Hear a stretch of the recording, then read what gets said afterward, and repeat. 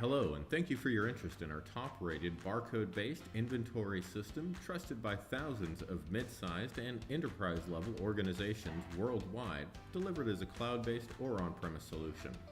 This top rating is largely due to the system's configurability and flexibility, allowing it to meet users' diverse requirements, like how users measure their inventory. For example, inventory items can be measured by quantity, by length, or by volume.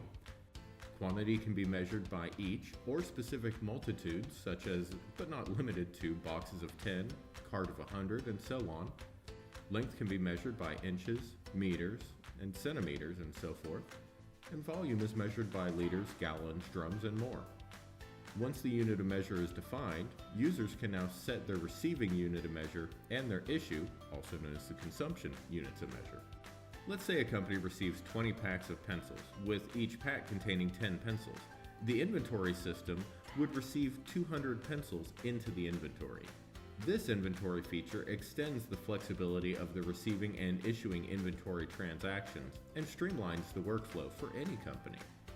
Contact us to schedule a more in-depth one-on-one demonstration to see how ASAP systems can fit your company's needs and to guide you on what to look for in an inventory system.